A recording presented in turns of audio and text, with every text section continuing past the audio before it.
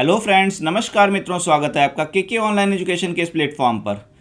साथियों, अपने आज के इस वीडियो में हम एक बहुत ही इंपॉर्टेंट टॉपिक पर बात करने जा रहे हैं जो किसी भी एग्ज़ाम के लिए काफ़ी उपयोगी है। दोस्तों, हमारा आज का टॉपिक जो है वो अर्थव्यवस्था के क्षेत्र से जुड़ा हुआ है और हम जिस टॉपिक पर चर्चा करेंगे आज वो है आरसीपी, जो हाल के समय में काफ़ी चर्चा में रहा है। और हम जानते हैं कि भारत ने लास्ट ईयर अपना विड्रॉल ले लिया था इस समझौते से, और इन्हीं सब चीज़ों को आज हम बहुत ही डिटेल में देखेंगे। तो दोस्तों, आइए शुरू करते हैं हम अपना वीडियो। दोस्तों, सबसे पहले हम देखते हैं कि हम आरसीपी में हमको क्या क्या चीज़ें कवर करनी है। सबसे पहले तो दोस्तों हमको नोट करना होगा कि इसका बैकग्राउंड आखिर क्या है, आखिर इसकी पृष्ठभूमि क्या है, किस कारण से ये लाया गया, कॉज क्या था, इसका रीज़न क्या था जिस कारण से इस आरसीपी को लाया गया, और इसको कब लाया गया, इसके क्लॉज क्या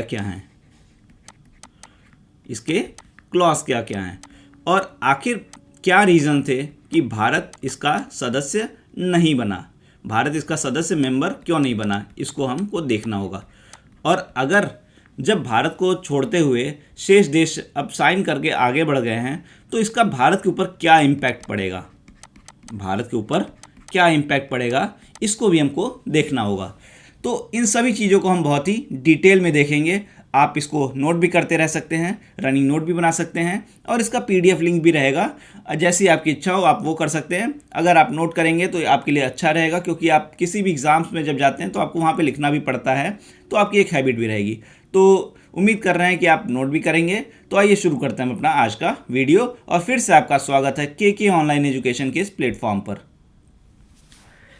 दोस्तों, अगर हम RCP the regional comprehensive economic partnership की बात करते हैं तो ये एक तरह का फ्री ट्रेड एग्रीमेंट है जो कि एशियन कंट्रीज़ और 6 अन्य देशों के लेकर शुरू हुआ था, और इसकी शुरुआत जो थी वो 2012 में हुई थी। तो और इसका जो मेन एम था उस समय वो था, अमेरिका ने जो अपना ट्रांस पैसिफिक पार्टनरशिप शुरू किया था, अमेरिका ने अपना जो ट्रांस पैसिफिक पार्टनरशिप टीपीपी शुरू किया था, उसके कंपटीशन के रूप में इसको लाया गया था। आप जानते हैं कि विश्व की सबसे बड़ी शक्ति तो अमेरिका ही है, और चाइना और इंडिया एक उभरती हुई शक्ति हैं, जिसमें हालांकि हम कह सकते हैं कि इंडिया अभी उतना आगे नहीं निकला है, बट फिर भी आप कह सकते हैं। और 2012 के अकॉर्डिंग अगर आप देखें तो उस समय परिस्थितियां दूसरी हुआ करती थी। दोस्तों, आप जानते ही हैं कि वैश्विक व्यापार में अमेरिकी कंपनियों को उस समय नया बाजार उतना मिल नहीं रहा था। आज भी ये परिस्थितियां हैं, और भारत और चीन मजबूती से आगे बढ़ रहे थे। अमेरिका ने अपनी सारी नीतियों को भारत और चीन को ध्यान में रखकर आर्थिक नीतियों को बनाना शुरू किया, और भारत, चीन और अन्य एशियाई देश उसी को देखते हुए आगे आए, और उन्होंने अपने यहाँ जो ट्रेड हैं उनको आसान करने के लक्ष्य से ये आरसीपी की शुरुआत की और इसकी बातचीत की शुरुआत की गई। तो इन्हीं सब चीज़ों को हम थोड़ा सा डिटेल में देखेंगे। थोड़ा सा बैकग्राउंड भी उनका हम देख लिए कि 2012 में शुरू हुआ, किन कारणों से लाया गया था, उसको भी हम देखें। थोड़ा सा हम इसका एम वगैरह भी देखेंगे। तो आइए हम आगे बढ़ते हैं। जैसा कि आप देख रहे हैं, हमने क्या देखना है सबसे पहले कि ये क्या है, व्हाट इट इज़, भारत इसमें शामिल क्यों नहीं है, और भारत पर इसका क्या इम्पैक्ट पड़ेगा। हमें अपने एग्ज़ाम्स के पॉइंट ऑफ व्यू से इन 3 क्वेश्चंस पे फोकस करना है, ठीक है। तो आइए हम शुरू करते हैं, देखते हैं क्या क्या रीजंस हैं। सबसे पहले हम देखेंगे व्हाट इट इज़। और दोस्तों, चैनल को लाइक, सब्सक्राइब और शेयर करना ना भूलिएगा। वीडियो को लास्ट तक देखिएगा, जिससे आपको हर एक कॉन्सेप्ट के बारे में डिटेल से पता रहे, और आप किसी भी एग्ज़ाम्स में, चाहे वो ऑब्जेक्टिव हो चाहे सब्जेक्टिव हो, आप पूरी तरीके से अपने आंसर्स को दे सकें। तो लाइक, सब्सक्राइब और शेयर दोस्तों ज़रूर करिएगा, इससे हमारा भी मनोबल बढ़ेगा। तो दोस्तों, हम शुरू करते हैं थोड़ा सा अपना बैकग्राउंड पहले कि आरसीपी क्या है, व्हाट इट इज़। आखिर क्या है आरसीपी, क्यों इतना हल्ला है इसके लिए। तो दोस्तों, ये कुछ नहीं, ये एक तरीके का ट्रेड एग्रीमेंट है, ये मात्र ट्रेड एग्रीमेंट है, ठीक है। अब ट्रेड एग्रीमेंट है तो किनके बीच में है ये देखना होगा हमको, ठीक है। तो ये जो ट्रेड एग्रीमेंट है, जो 10 एशियन कंट्रीज़ हैं, 10 एशियन कंट्रीज़ जो हैं, 10 एशियान देश जो हैं उनके, और 6 अन्य देश, 6 अन्य पर्यवेक्षक देश जो कह सकते हैं आप, वो 6 देश कौन हैं? China, Japan, India, south Korea, Australia और न्यूजीलैंड।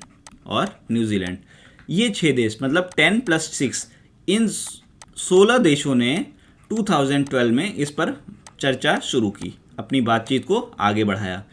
लेकिन आप जानते ही हैं कि भारत ने 2019 में इससे विड्रॉल ले लिया था। कारणों को हम देखेंगे अभी, किन कारणों से लिया था। तो अब कितने बचे? 10 + 5, मतलब 15 देश। और ये 15 देशों ने अभी इसको साइन किया और उसके बाद में वे आगे बढ़ गए। हालांकि उन्होंने भारत के लिए मौका अभी भी खोल रखा है कि भारत चाहे तो बाद में जुड़ सकता है। वो भारत की अपनी कंडीशंस होंगी, भारत की क्या रिक्वायरमेंट्स है उसको देखते हुए भारत अपना डिसीजन लेगा। ठीक है, तो आप यहाँ पर देख भी सकते हैं, Recently, the Regional Comprehensive Economic Partnership was signed into existence by 15 countries led by China, Japan, South Korea, Australia, New Zealand and 10 State Asian Grouping। ठीक है, तो अगर आप देखिए तो कितने बड़े बड़े यहाँ पे देश हैं, China, Japan, south Korea, Australia, New Zealand और साथ में 10 एशियन कंट्रीज़। तो अगर आप देखें तो ये 30% ग्लोबल ट्रेड को कवर करता है। कितना? 30% ग्लोबल ट्रेड और 25% क्या कवर करता है? ये ग्लोबल जीडीपी को कवर करता है। अब आप ही बताइए, पूरे वर्ल्ड की अगर 30% ग्लोबल ट्रेड, 25% ग्लोबल जीडीपी को ये कवर कर रहा है, तो ये कितना इंपॉर्टेंट होगा, कितनी इंपॉर्टेंस इसकी, कितना सिग्निफिकेंस इसका है। आप इसी से अंदाजा लगा लीजिए कि 1/4 ऑलमोस्ट ये ग्लोबल जीडीपी को कवर कर रहा है, ऑलमोस्ट 1/3 ग्लोबल ट्रेड को कवर कर रहा है। तो इसकी कितनी बड़ी उपयोगिता है, तो इसी से आप इसकी इंपॉर्टेंस को समझ सकते हैं। लेकिन फिर भी भारत ने इससे बाहर होने का निर्णय लिया। तो अगर भारत ने ये डिसीज़न लिया है कि भारत इससे बाहर रहेगा, तो भारत के लिए बहुत ही कठिन डिसीज़न रहा होगा। आखिर 2012 से जब भारत इसमें चर्चा में शामिल हुआ और 2019 इतने लंबे समय तक इसमें वार्ता करने के बाद भी भारत अगर इससे बाहर हो जाता है, तो कोई बहुत ही ठोस कारण रहे होंगे, तभी भारत ने इतना बड़ा डिसीजन लिया।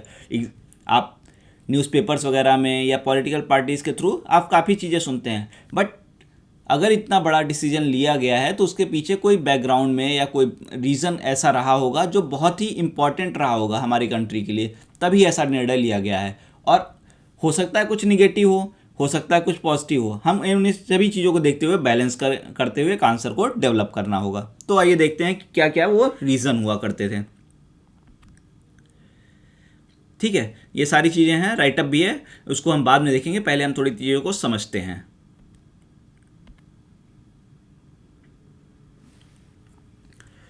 दोस्तों, सबसे पहले हमको समझना होगा कि आखिर फ्री ट्रेड क्या होता है, मुक्त व्यापार। फ्री ट्रेड क्या होता है, मुक्त व्यापार क्या होता है? क्या इसमें टैक्स नहीं लगेगा, टैरिफ नहीं लगेंगे? क्या ऐसी परिस्थितियां होंगी? कस्टम ड्यूटी नहीं लगेगी?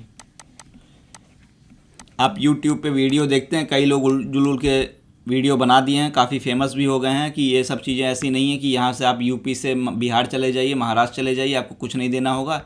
तो ये सब चीज़ें उन्होंने बना दी हैं बिना इसका एक्चुअल मतलब समझे हुए क्या होता है ये। ठीक है, तो आपको उन सब चीज़ों पे नहीं जाना है। आपको अगर यूपीएससी या स्टेट पीसीएस वगैरह में या किसी अन्य एग्ज़ाम में डिटेल में अगर आंसर लिखने हैं, तो आपको हर एक चीज़ को बहुत ही कॉन्सेप्ट में देखना है।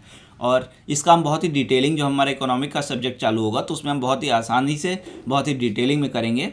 फिलहाल हम इसको एक इंट्रो टाइप में देखते हैं कि इसकी क्या रिक्वायरमेंट होती है।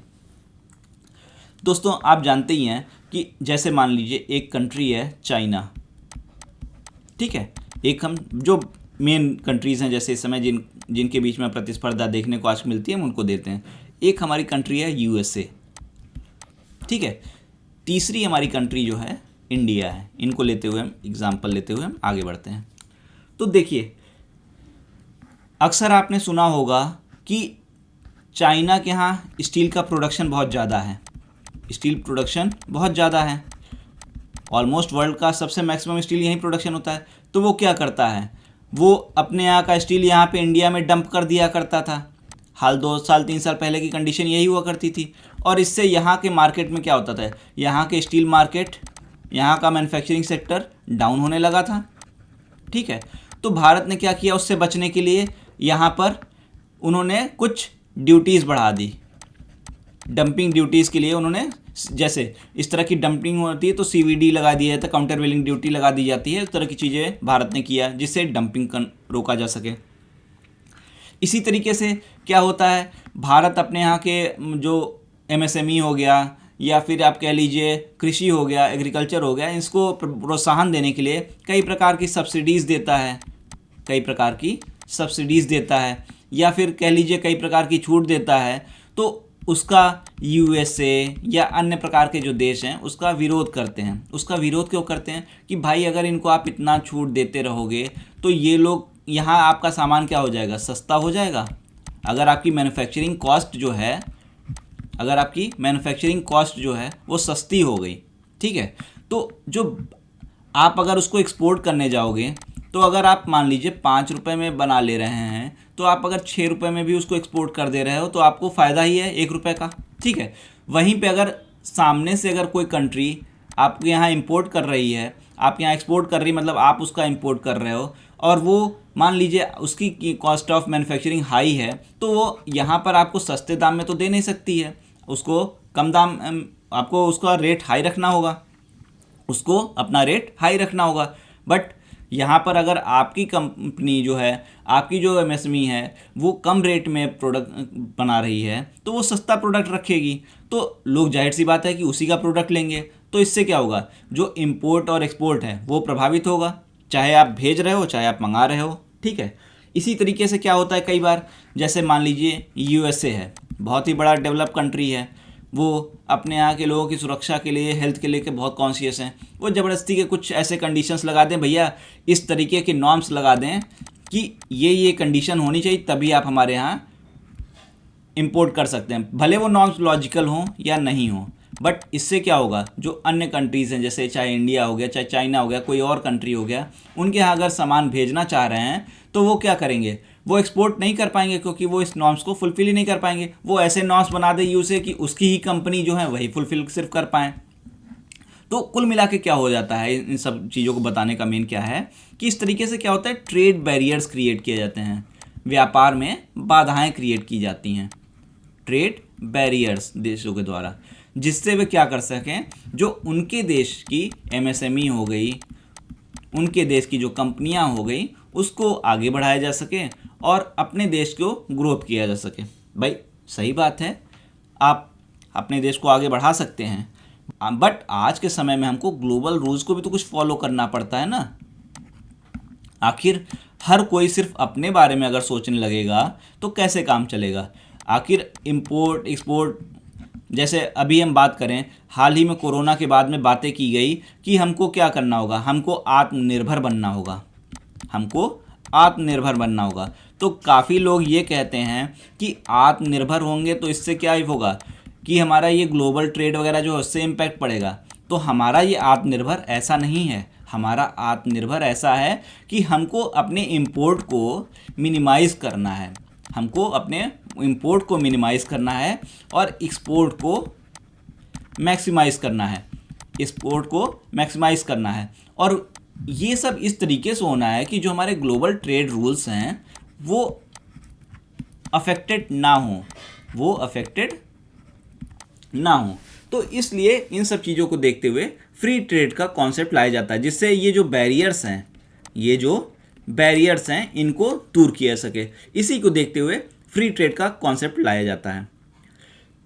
और आप जानती हैं कि WTO वर्ल्ड ट्रेड ऑर्गेनाइजेशन जो है वो इस तरीके की संस्था है जो इन्हें नियंत्रित करती है।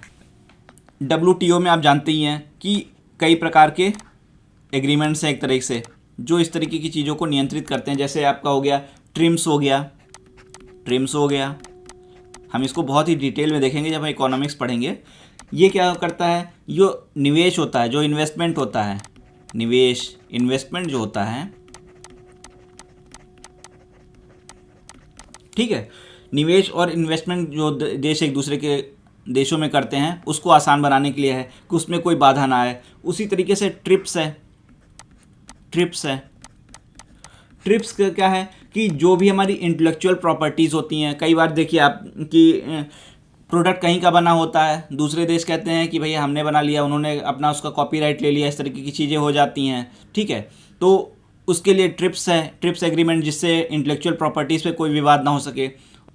उसी तरीके से प्लूरीलेटरल एग्रीमेंट भी है, जिस पर हालांकि उस पर सभी देशों ने भी हस्ताक्षर नहीं किए हैं, ठीक है। तो सदस्य देश क्या करते हैं, कई बार फ्री ट्रेड एग्रीमेंट करते हैं। और ये फ्री ट्रेड एग्रीमेंट क्या होता है, ये कई बार क्या बायलैटरल भी होता है, ठीक है, और कई बार ये रीजनल भी होता है। तो बायलैटरल में क्या होगा, दो देश समझौता करेंगे, बायलैटरल में दो कंट्रीज आपस में समझौता करती हैं, ठीक है। उसी तरह से अगर हम रीजनल कहें, क्षेत्रीय कहें, तो एक विशेष क्षेत्र में रहने वाले देश वो आपस में समझौता करते हैं ट्रेड एग्रीमेंट्स के रिलेटेड।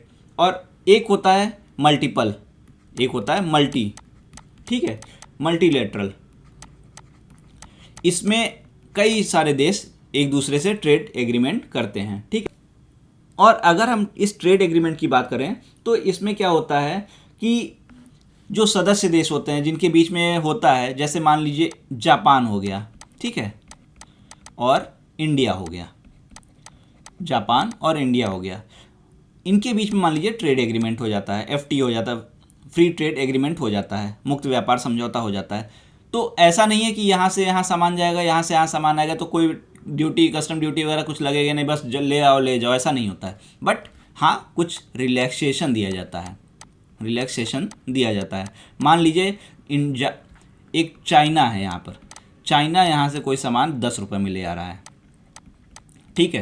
तो अगर भारत और जापान के बीच में अगर ट्रेड एग्रीमेंट है, फ्री ट्रेड एग्रीमेंट है, तो यहाँ पे जापान को मौका रहेगा कि वो सिर्फ 5 रुपये में ले आ देगा, ठीक है। तो आप बताइए, चाइना और जापान दोनों के सामान यहाँ पर आ रहे हैं, एक का 10 में आ रहा है, एक का 5 में आ रहा है, आप किसको खरीदोगे, जापान वाला ही खरीदोगे, जो सस्ता रहेगा, ह्यूमन टेंडेंसी है भैया, उसी पे जाएंगे, ठीक है। तो ये चीज़ें फ्री ट्रेड एग्रीमेंट में होती है कि कम टैरिफ लगाने का निर्णय होता है। जो टैरिफ होता है, आखिर टैरिफ अगर कम लगाया जाएगा तो जाहिर सी बात है रेट सस्ता हो जाएगा, लो टैरिफ लगाया जाएगा तो रेट सस्ता हो जाएगा। तो फ्री ट्रेड एग्रीमेंट में क्या होता है, जो मेंबर्स होते हैं उनके बीच में लोअर टैरिफ करने का एक निर्णय होता है, ठीक है। और इस तरीके से वो रेगुलेशन टैरिफ का करते हैं कि उनके बीच में एक प्रॉपर व्यापार एक आसानी से हो सकता है, उनके बीच में कभी कोई गतिरोध उत्पन्न ना हो, और जो सदस्य देश होते हैं फ्री ट्रेड एग्रीमेंट के, उनके बीच में आसानी से इस तरह से व्यापार चलता रहता है। तो फ्री ट्रेड एग्रीमेंट में यही होता है, पूरी चीज़ें मुक्त नहीं होती हैं, बट टैरिफ वगैरह को कम कर दिया जाता है, ठीक है। तो ये तो हो गई बात फ्री ट्रेड एग्रीमेंट के बारे में कि क्या होता है। और इस तरीके की बहुत सारे ट्रेड एग्रीमेंट वर्ल्ड में हैं, जैसे नाफ्टा हो गया, एशियान देशों के बारे में हो गया, ये यूरोपियन फ्री ट्रेड एसोसिएशंस हैं, EU कनाडा हो गया, EU जापानीज़ हो गया, US south Korea free trade agreement हो गया। तो बहुत सारे हैं। इवन भारत ने कई सारे इंडिविजुअल देशों से फ्री ट्रेड एग्रीमेंट कर भी रखे हैं, चाहे साउथ कोरिया हो, चाहे वो ऑस्ट्रेलिया हो, मतलब हर किसी देश से भारत के थोड़े बहुत फ्री ट्रेड एग्रीमेंट हैं। जापान हो गया, श्रीलंका हो गया, इन सब देशों से। आप यहाँ पर देख सकते हैं RCP के बारे में, जब शुरुआत हुआ था Australia, Brunei, Cambodia, China, India, Indonesia, Japan, Korea, Laos, Malaysia, Myanmar, New Zealand, Philippines, Singapore, Thailand, Vietnam, ये सारे देशों से लेकर बातचीत शुरू हुई थी, और अब इसका भारत हिस्सा नहीं रह गया है। तो 10 एशियान देश, ठीक है, और 5 पर्यवेक्षक देश, या कह सकते हैं जो देश ऐसे देश थे जो इसमें हिस्सा थे बातचीत के, वे अब आगे बढ़ चुके हैं।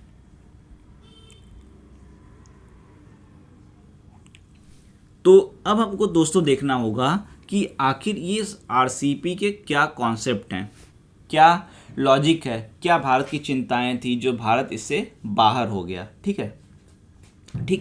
तो इन सब चीज़ों को हम देखते हैं थोड़ा सा। दोस्तों, जैसा कि अभी हमने बात किया, RCP का एम क्या था। RCP का एम था रिड्यूस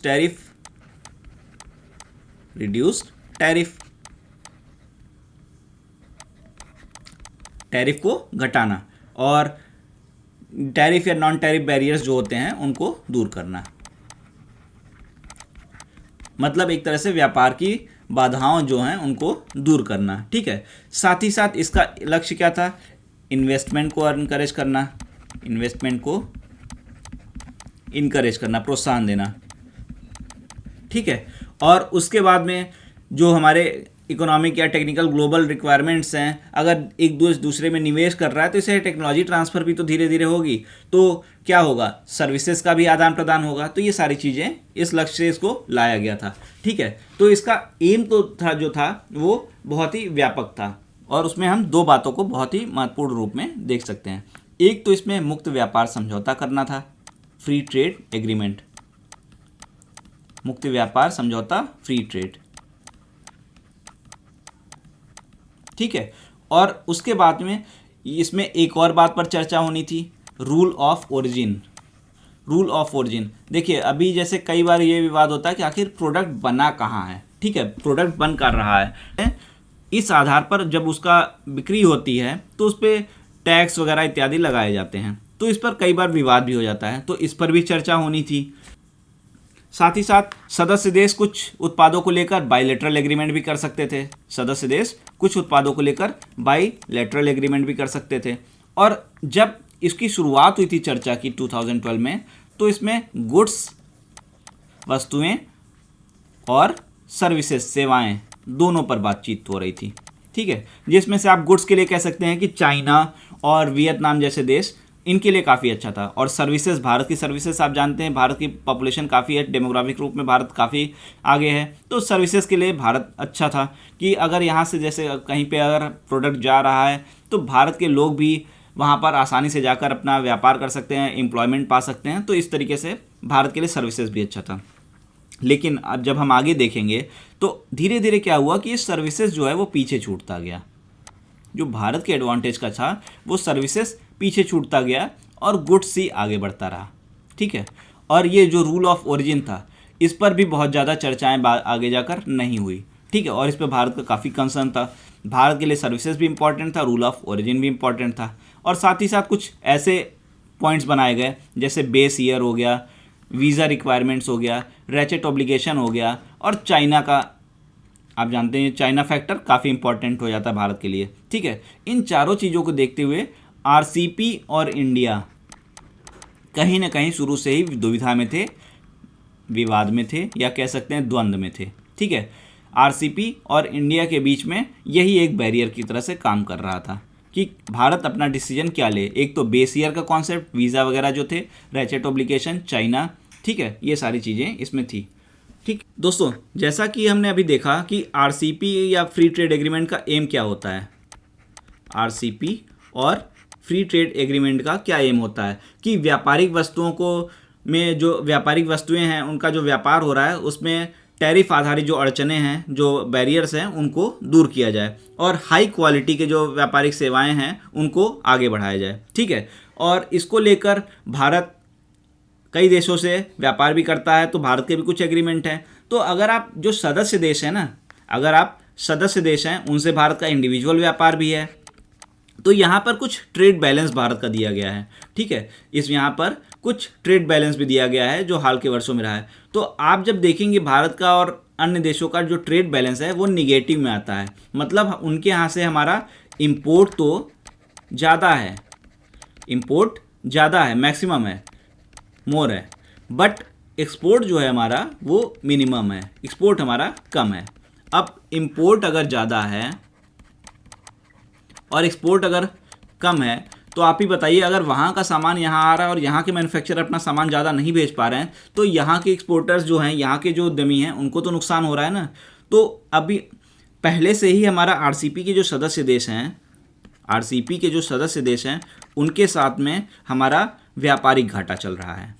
ठीक है, और ऊपर से हम एक और समझौता करके उनको और छूट दे दें, ठीक है, तो क्या होगा, और वो आपस में भी व्यापार करना शुरू कर देंगे, द्विपक्षीय भी है, तो इससे भारत का और नुकसान होगा। तो भारत का एक कंसर्न ये भी था, भारत का एक कंसर्न ये भी था जैसे आप यहाँ पर देख सकते हैं कि भारत के कई देशों के साथ इंडिविजुअल भी हैं, श्रीलंका हो गया, थाईलैंड हो गया, सिंगापुर हो गया, चिली हो गया, इस तरह के कई सारे देशों से भारत के इंडिविजुअल अपने एग्रीमेंट है जो समय समय पर शुरू भी किए गए हैं। तो ऐसा नहीं कि भारत फ्री ट्रेड एग्रीमेंट के फेवर में नहीं रहता है, लेकिन ऐसी चीज़ें थी, ऐसी परिस्थितियाँ थी कि भारत इससे आगे नहीं जा पा रहा था। तो वो क्या परिस्थितियाँ थी उनको थोड़ा सा हम देखते हैं।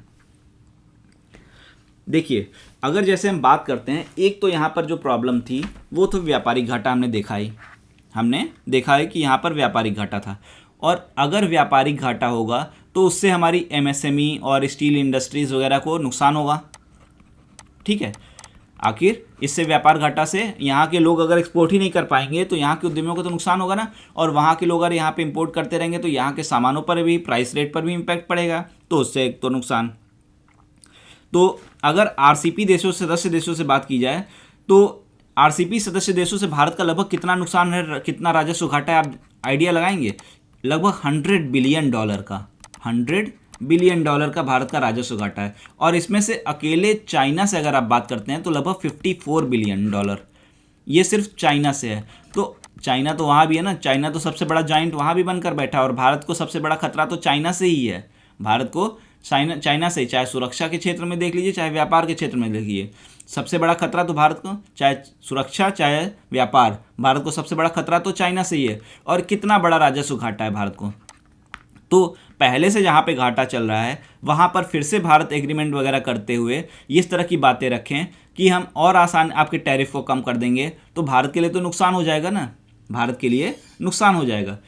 साथ ही साथ यहाँ पर जैसे फार्मर्स और डेयरी प्रोडक्ट की जो बात की गई है, जैसे आप न्यूजीलैंड जैसे कंट्रीज़ जो हैं, आप कहेंगे कि भारत दुग्ध उत्पादन में तो भारत भी बहुत आगे है, बट भारत के साथ क्या है, भारत के जो प्रोडक्ट हैं वो सॉलिड प्रोडक्ट नहीं है, जबकि न्यूजीलैंड के क्या हैं, जो डेयरी प्रोडक्ट हैं वो सॉलिड प्रोडक्ट हैं।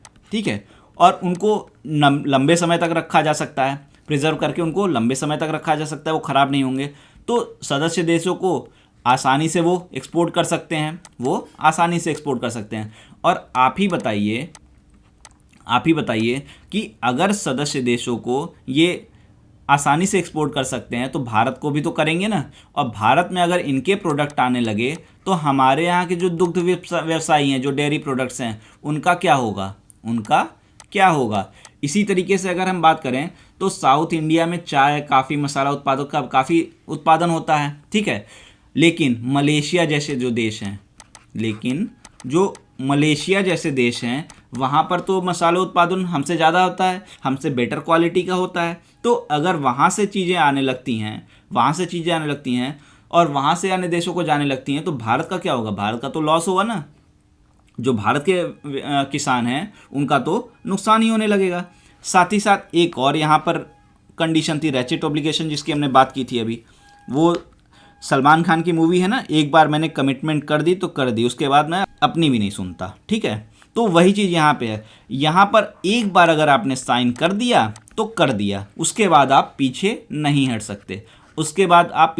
हट सकते। तो आप ही बताइए, इस तरीके की सिचुएशन जो है, क्या वो भारत के लिए ऐसी थी कि वो इसको स्वीकार कर सकता? भारत की आखिर कॉन्स्टिट्यूशनल रिस्पॉन्सिबिलिटी भी तो क्या है, आखिर हमारा प्रीएम्बल क्या कहता है, हम सॉवरेन हैं, हम संप्रभु हैं, हम पर कोई अपना निर्णय थोप नहीं सकता, हम अपने निर्णय लेने के लिए स्वतंत्र हैं, हम अपनी नीतियां बनाने के लिए स्वतंत्र हैं। तो कोई अपनी नीति बनाकर हम पर थोप सकता है क्या, और उसके बाद हम उससे हट भी नहीं सकते हैं? क्या ये पॉसिबल है? तो कॉन्स्टिट्यूशनल रिस्पॉन्सिबिलिटी भारत की नहीं बनती है। वहीं पर हमारा कॉन्स्टिट्यूशन हम क्या करता है, हम सोशलिस्ट हैं, समाजवादी हैं, हमें अपने लोगों का ख्याल रखना है। तो अगर यहाँ से फार्मर्स और डेयरी प्रोडक्ट इस तरह से आएंगे तो यहाँ के उद्यमियों का लॉस नहीं होगा, यहाँ के जो उद्यमी हैं उनका लॉस नहीं होगा, यहाँ के किसानों का लॉस नहीं होगा। तो क्या ये हम इसको फुलफ़िल कर पा रहे हैं? वहीं पर अगर हम डायरेक्टिव प्रिंसिपल की बात करते हैं तो वहाँ भी यही बातें की गई हैं कि यहाँ के लोगों को कामगार मिले, यहाँ के लोगों का बढ़ावा मिले, किसानों को प्रोत्साहन मिले, यहाँ के पशुपालनों को प्रोत्साहन मिले। ये सारी चीज़ें डायरेक्टिव प्रिंसिपल में हैं। तो क्या हम इसको फुलफ़िल कर पाते? क्या तो कॉन्स्टिट्यूशनल रूप में हम क्या इसको फुलफ़िल कर पा रहे हैं? एक अच्छा आंसर लिखने के लिए आपको पॉलिटी, इकोनॉमी, ज्योग्राफी, हर चीज़ को उसमें मिक्स करना है।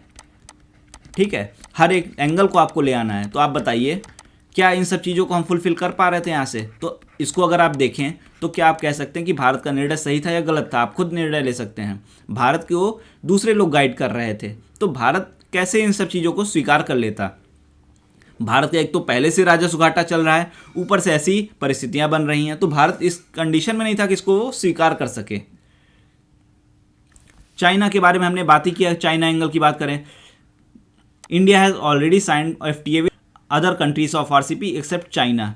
भारत के अन्य देशों से भी जो RCP के अन्य देश हैं, चाहे ऑस्ट्रेलिया और चाहे अन्य देश हों, उनके साथ भारत का FTA एग्रीमेंट है और घाटा भी है, कुछ के साथ शायद कम है, कुछ के साथ ज़्यादा है। बट चाइना से आप देखिए 54 बिलियन था, कितना बड़ा। और हाल के समय में आप देखें, हालांकि 2019 में भारत बाहर हो गया था, बट हाल के समय में देखें तो सिक्योरिटी एक बड़ा मुद्दा भारत के लिए रहा है। और जिस तरीके से स्टील डंपिंग वगैरह चाइना करता रहा है, चाइना की जो हिस्ट्री रही है उसको लेकर भारत शुरू से सशंकित रहा है। तो यहाँ पर तो सबसे बड़ा जो प्लेयर है वो तो चाइना है, यहाँ पर सबसे बड़ा प्लेयर चाइना है और उसके इन्फ्लुएंस में सारे देश रहेंगे, तो इससे भी भारत को नुकसान हो सकता था। तो सुरक्षा दृष्टि से, व्यापारिक दृष्टि से चाइना एक बहुत बड़ा कारण था जिसमें भारत के लिए वो था। और साथ ही यहाँ पर एक बेस ईयर का भी कॉन्सेप्ट लाया गया। जो यहाँ पर टैरिफ वगैरह रखने की बात हुई, वो सदस्य देश चाह रहे थे कि 2014 से पहले का हो, बट भारत ऐसा नहीं चाह रहा था। भारत चाह रहा था ये 2014, क्योंकि भारत ने 2014 के बाद से कई बातों पर अपने टैरिफ, कई उत्पादों पर अपने टैरिफ वगैरह बढ़ाए हैं देशों से, ठीक है। तो भारत को तो इसमें नुकसान हो जाता। अगर पुराने रेट पे यहाँ पर प्रोडक्ट आते रहेंगे तो उससे भारत को नुकसान होगा कि नहीं? भारत को इस बेस ईयर पे भी लेकर विवाद था। और आगे चलकर जो सर्विसेज थी उस पर बातचीत ही बंद हो गई,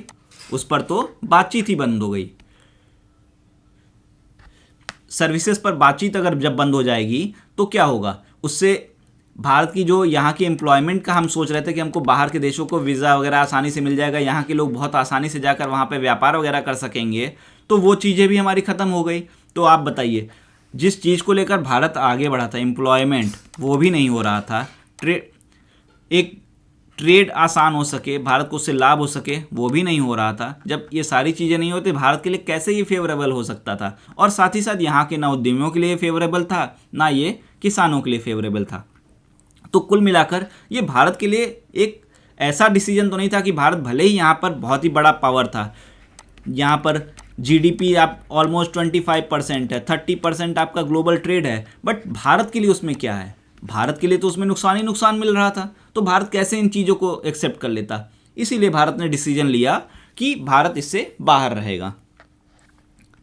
तो अब आप समझ चुके हैं कि भारत RCP से बाहर आखिर क्यों हुआ। भारत RCP से बाहर किस लिए हुआ, इसको आप बहुत अच्छी से समझ लेते हैं।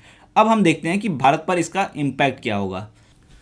देखिए, अगर भारत इसका पार्टनर बन जाता तो एक तो ग्लोबल चेन वैल्यू में भारत को हिस्सा मिल जाता, ठीक है। एक तो ये नुकसान अब भारत को हुआ, तो ये नुकसान तो भारत को हो रहा है कि भारत अब ग्लोबल वैल्यू चेन का हिस्सा नहीं है, तो भारत को ये नुकसान तो हुआ ही हुआ, ठीक है। साथ ही साथ भारत को अपना एक्सपोर्ट और GDP का जो रेशियो है उसको सुधारने का मौका मिल सकता था। एक्सपोर्ट GDP का रेशियो सुधारने का मौका मिल सकता था, बट वो भी अब नहीं है। साथ ही साथ सेवा क्षेत्र में ऐसे हो सकता था शायद आगे चलकर भारत को मौका मिले आगे बढ़ने का, बट वो भी पॉसिबल नहीं रह गया। तो ये 3 चीज़ें आप कह सकते हैं कि भारत को नुकसान हुआ। लोग कहते हैं कि भारत को इससे नुकसान हुआ, तो आप यही कह सकते हैं ग्लोबल वैल्यू चेन में भारत को एक पार्टिसिपेशन का मौका भारत का चला गया। एक आप कह सकते हैं एक्सपोर्ट और GDP का जो रेशियो है उसको सुधारने का जो मौका था उसको आप नहीं कर सकते हैं। और इसके साथ ही साथ भारत को एक कंपटीशन मिलता। जब आप बताइए, अगर कंपटीशन होता है तभी तो लोग आगे बढ़ते हैं। तो अगर विदेशी व्यापार भारत में आते, विदेशी प्रोडक्ट भारत में आते, तो यहाँ के लोग भी अपनी जो प्रोडक्ट की क्वालिटी है उसको इम्प्रूव करने की कोशिश करते, तो इससे कंपटीशन बढ़ता। तो ये सारे निगेटिव पॉइंट्स हैं जो भारत के लिए अब नहीं बेहतर हैं। तो ये इनको आप उसमें भी कह सकते हैं। अगर कोई आपसे कहता है कि इससे भारत को नुकसान क्या होगा, तो भारत को ये नुकसान हो रहे हैं इससे। लेकिन यही आप यहाँ पर देख भी सकते हैं। प्रोस क्या हो सकते थे? Increased economic growth, lower government spending, technology transfer हो सकता था, ठीक है। अब दूसरा नुकसान भी क्या हो सकता था? जॉब आउटसोर्सिंग हो सकती थी, पुअर वर्किंग कंडीशन भी हो सकती थी, डिग्रेडेशन ऑफ नेचुरल रिसोर्सेज, ये सारे भी पॉइंट थे जो इसके निगेटिव पॉइंट भी हो सकते थे। तो पॉजिटिव में आपके ये हो सकते थे, निगेटिव में ये हो सकते थे। साथ ही साथ अभी हमने कई सारी कंडीशन सब बात की जो भारत के लिए फेवरेबल नहीं थी। अब भारत इससे बाहर तो हो गया, अब अगला क्वेश्चन क्या बनता है कि आखिर भारत जब बाहर हो गया तो अब आगे का क्या करेगा भारत, अब आगे क्या करे, भविष्य में क्या रणनीति बनाए, क्या स्ट्रेटजी भारत भविष्य में बनाए। तो देखिए, जिस तरीके से अगर चीन की बात करें हम या अमेरिका की बात करें, जिस तरह से अपने व्यापार को बढ़ा रहे हैं, तो भारत के लिए भी अपने व्यापार को बढ़ाना काफ़ी इम्पॉर्टेंट है। और हाल के समय में अगर आप देखें तो यूएसए, ऑस्ट्रेलिया, जापान और इंडिया एक क्वाड ग्रुप के रूप में डेवलप हो रहे हैं। साथ ही साथ यूएसए इंडिया को भी अब शामिल करना चाह, जो उनके ट्रेड एग्रीमेंट है उसमें शामिल कर रहा है। तो भारत के लिए पूरी तरह से रास्ते नहीं बंद हुए हैं ग्रोथ के क्वाड के द्वारा, और इस तरीके के जो एग्रीमेंट है जो यूएस में जिसमें भारत को बुलाने का प्रयास कर रहा है, भारत अपने आप को एक सेफ कह सकता है कि हाँ ठीक है, हम सही दिशा में आगे बढ़ रहे हैं। लेकिन साथ ही साथ और भी तो देश हैं ना, जैसे खाड़ी के देश हो गए, उनके साथ भी तो, खाड़ी के देशों के साथ भी तो भारत अपना व्यापार बढ़ा सकता है ना, ठीक है। और लुक वेस्ट पॉलिसी जो हमारी है उसको हम और मजबूती देके भी हम अपने इस व्यापारिक घाटे को पूर्ति कर सकते हैं, लुक वेस्ट पॉलिसी के द्वारा भी, ठीक है। और साथ ही साथ अगर जैसे हम बात करते हैं यूरोपीय यूनियन वगैरह की, यूरोपीय यूनियन से हमारी लंबे समय से ट्रेड एग्रीमेंट की बात चल रही है, अगर हम इसको समय पे भी पूरा कर लेते हैं तो यहाँ पर आप जानते हैं कि यूरोप के काफ़ी देश शामिल हैं, जिनसे भी हमको जो हमारे भी नुकसान हो सकता है आरसीपी से, उसको हम काउंटर कर सकते हैं। और हालांकि अभी भी जब इन 15 देशों की बात करते हैं हम, तो ये 15 देशों ने भारत के लिए हमेशा अपने दरवाजे खोल रखे हैं कि भारत कभी भी चाहे तो वो भारत इसमें शामिल हो सकता है, ठीक है। तो ये सारी बातें हैं कि भारत अगर अपनी परिस्थितियों को देखे, भारत के जो कंडीशंस हैं उसको अगर ये लोग समझते हैं तो भारत अपने आप को निर्णय को बदल भी सकता है। बट तो ये सारे हमने अभी देखा कि आरसीपी से क्या है, क्यों भारत बाहर हुआ, भारत के ऊपर क्या इम्पैक्ट है, ठीक है, और फ्यूचर में भारत क्या कर सकता है। इन सब चीज़ों को हमने बहुत ही डिटेल में देखा और उम्मीद कर रहे हैं कि आपको ये सारी चीज़ें बहुत ही पसंद आई होंगी, आपने हर एक चीज़ को नोट किया होगा। दोस्तों, चैनल को लाइक, सब्सक्राइब और शेयर जरूर करिएगा, शेयर भी करिए जिससे हमारा भी एक मनोबल बढ़े। Thank you.